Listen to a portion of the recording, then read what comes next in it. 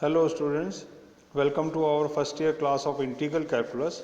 आज एक अपन नया चैप्टर लेकर के आपके सामने है जिसका नाम है volume and surfaces of solid of revolution.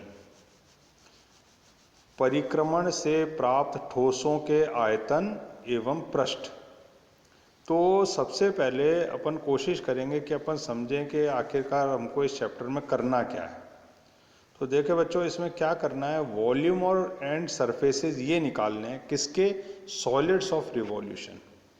यानी ऐसे सरफेसेस या ऐसे वॉल्यूम्स जो जनरेट होते हैं किसी कर्व की मदद से, किसी एक्सिस के अलोंग उसको रोटेट करने से। अब आप देखें कैसे। जैसे अभी ये जो इसमें इसने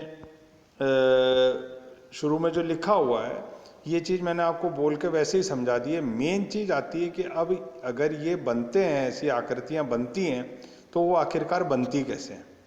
तो आप देखें साहब, ऐसे बनती है आकृति कि अगर मान लो एक अपन पृष्ठ लें, एक सरफेस लें, ऐसा सीधा 2 डायमेंशन में, ठीक है, चपटा एक सरफेस लें, और एक कोई एक्सिस ले लें, चाहे बीच में से ले लो, इसके ये एक्सिस ले लिए अपन ने। जब हम इस पृष्ठ को इस एक्सिस के अलोंग रोटेट करेंगे, इस एक्सिस के अलोंग रोटेट करेंगे, तो आप सोच के देखो आपको क्या मिलेगा। आपको मिलेगा एक सिलेंडर, ठीक है, जिसका एक्सिस तो होगा ये और रेडियस होगी इतनी, ये रेडियस होगी। और जैसे ही हम इसको इस एक्सिस के अलोंग रोटेट करेंगे तो हमको एक सिलेंडर बन जाएगा। तो आखिर हुआ क्या, दो चीज़ें इससे हमको मिली। एक तो मिला हमको सरफेस किसका, सिलेंडर का। जो सिलेंडर खोखला बना ना, उसका चारों तरफ का सरफेस मिला। और जो सरफेस मिला, अगर इसके नीचे हम इसको लिड लगा के बंद कर दें, तो ना भी करें तो अगर इसमें एयर भी भरी हुई है, तो वो अंदर की चीज़ जो मिलेगी ये वाली भरी हुई, that will be the volume of the revolution, या volume formed by the revolution of a plane surface along an axis. Rotate करा हमने एक प्लेन सरफेस को, किसके अलोंग, एक एक्सिस के अलोंग। दो चीज प्राप्त हुई, एक तो बाहर का outer surface of the cylinder. पहले तो यूं कहें कि सिलेंडर प्राप्त हुआ, सिलेंडर प्राप्त हुआ तो एक तो उसकी आउटर सरफेस एरिया मिला हमको, और एक अंदर क्या मिला, अंदर पूरा का पूरा हमको क्या मिला, उसका वॉल्यूम मिला। तो ये चीज होती है, अगर छोटे तौर पे चैप्टर के इंट्रोडक्शन के फॉर्म में अगर बात करें, तो ये होता है सरफेस ऑफ रिवॉल्यूशन। और अंदर जो सिलेंडर के वैक्यूम है या जो खालीपन है, that will be termed as volume of solids of revolution. ठीक है, तो ये चीज यहां लिखी है। अपनी किसी एक भुजा के पारित परिक्रमण करे तो इससे जनित ठोस को बेलन सिलेंडर होता है। अब आगे ये कहता है साहब, इधर देखें, जब एक अर्धवृत्त, ये आधा सर्कल अपने सीमक व्यास, बाउंडिंग डायमीटर कौन सा हुआ, जिसने इसको रोका, बाउंड कर दिया, ये हो गया बाउंडिंग डायमीटर, के पारित परिक्रमण करे तो इससे जनित ठोस एक गोला होता है।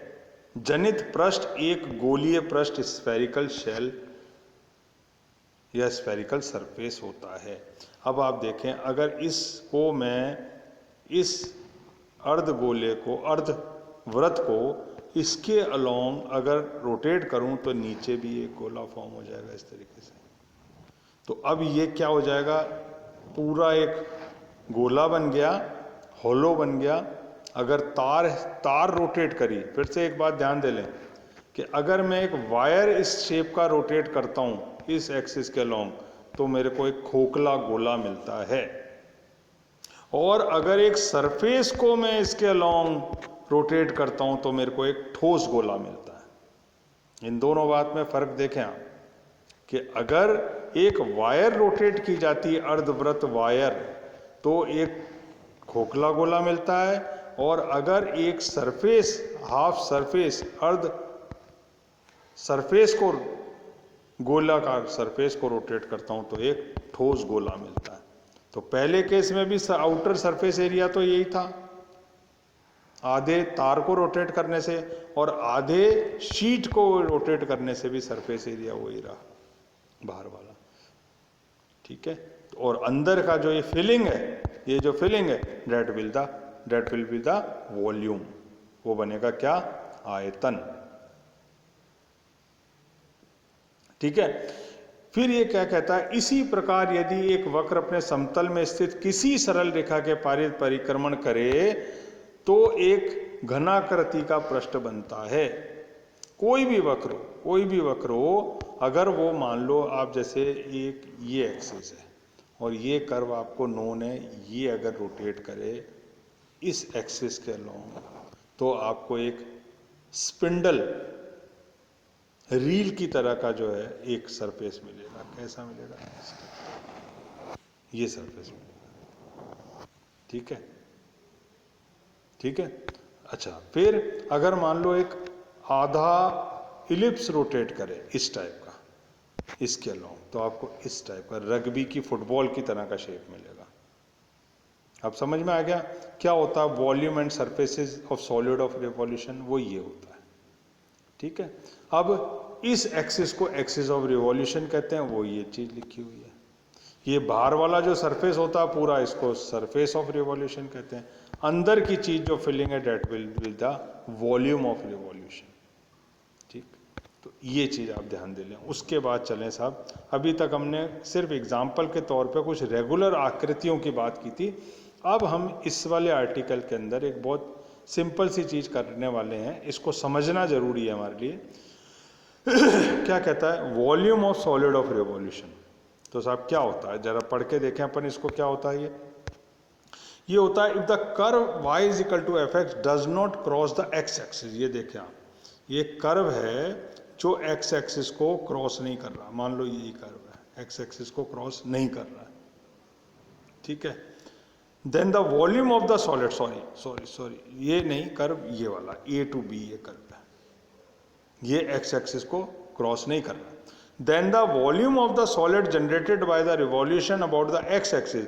अब ये कर्व अगर जो कि एक्स एक्सिस को नहीं क्रॉस कर रहा है, तो ये अगर इस एक्स एक्सिस के अलोंग रोटेट करे तो कैसी आकृति बनेगी, पहले तो ये देख लें साहब।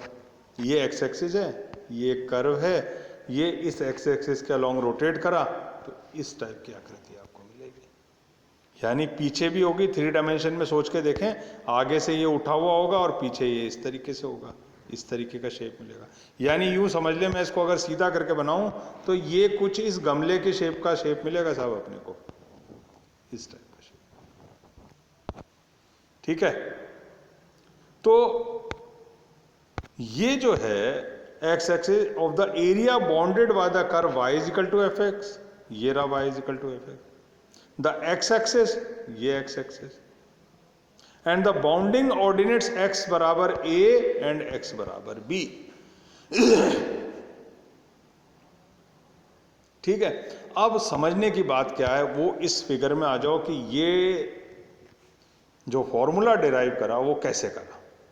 अब आप ये देखें कि एक हमने यहां पर मान लो चकती ली, ये वाली एक चकती को क्या कहें, डिस्क ली इस तरीके की। सॉरी, फिर से बनाऊं एक बार अच्छे से।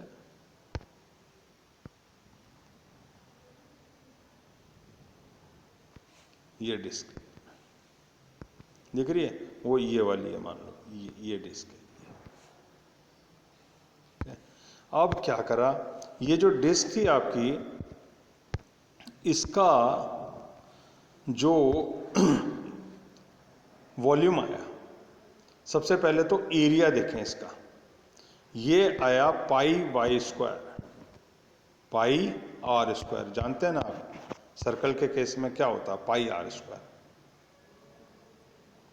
Surface area. अगर एक गोला लें सिंपल, फिर देखें ध्यान से, इसको अपन क्लियर कर लें पहले। एक गोला है, इसका एरिया कितना होता है, पाई आर स्क्वायर, ये आर है रेडियस है इसकी, पाई आर स्क्वायर।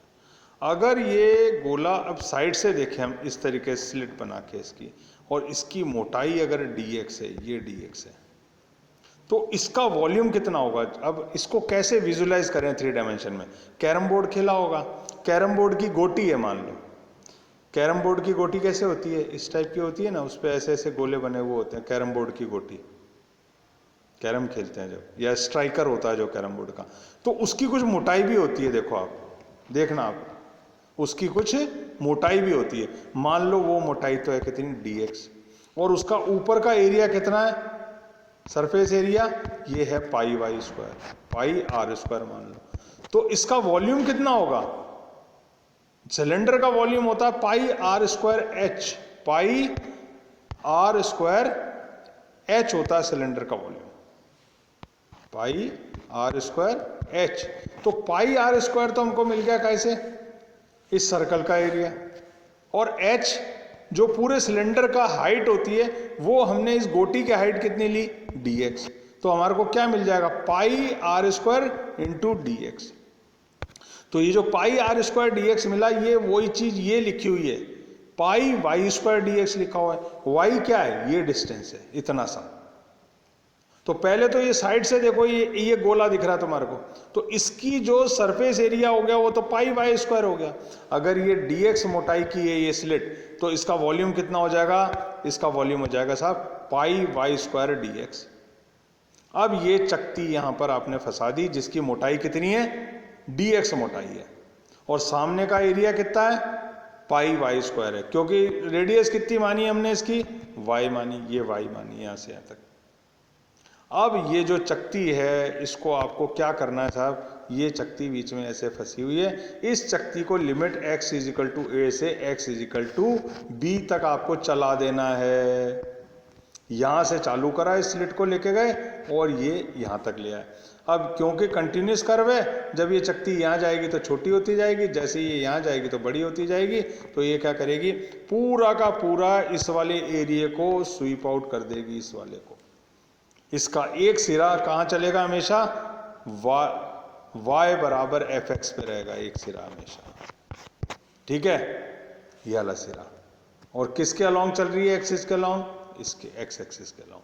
तो पाई वाई स्क्वायर dx तो आ गया साहब, इसलिए पाई वाई स्क्वायर क्या है, चकती का एरिया, dx क्या है, उसकी मोटाई। तो एक छोटा सा कैरम बोर्ड की गोटी मान लो, या छोटा सिलेंडरिकल शेप बन गई। उस चकती को, उस गोटी को हमने कहां से, x बराबर a से x बराबर b की लिमिट के बीच चला दिया, तो ये पूरा वॉल्यूम स्वीप आउट हो गया अंदर का। तो वॉल्यूम क्या आ जाएगा साहब इसका, v बराबर a टू b लिमिट के बीच में चलेगा, कौन सा इंटीग्रल चलेगा, पाई वाई स्क्वायर dx। तो ये आपका जो है इस टाइप का वॉल्यूम बन जाएगा। कब, जब एक कर्व आपको दे रखा y बराबर fx, किस किस के बीच में चलता है ये, x बराबर a से x बराबर b के लिमिट में चलता है, x एक्सिस के ऊपर ये चलता है, ये लिखा ना, the x axis and the bounding ordinates are x बराबर a एंड x बराबर b। तो ये बन जाएगा आपका वॉल्यूम इसका, ठीक है। तो ये एक इंपॉर्टेंट चीज मैंने आपको समझाई है, जिसमें कार्टेशियन कर्व के लिए कैसे अपन जो है सॉलिड वॉल्यूम ऑफ रिवॉल्यूशन निकालते हैं। किस कर्व के लिए, y बराबर fx कर्व के लिए, जो कर्व किस लिमिट के बीच में चलता है, x बराबर a ऑर्डिनेट से x बराबर b ऑर्डिनेट के बीच में चलता है, उसका वॉल्यूम दिया जाता है v is equal to a to b pi Y square dx, ठीक है। अब अपन जो है अगले टर्न पर आगे और क्या क्या आकृतियां हो सकती हैं और किस लिमिट के बीच में वो चलती है, उसके बारे में बात करेंगे। अभी तक आप ये कंसेप्ट और जो कुछ डेफिनेशन मैंने शुरू में आपको एक्सिस ऑफ रिवॉल्यूशन या सरफेस ऑफ रिवॉल्यूशन या वॉल्यूम ऑफ रिवॉल्यूशन के बारे में समझाया, उसको आप अपने दिमाग में ठीक से बैठा लें। Okay, thanks.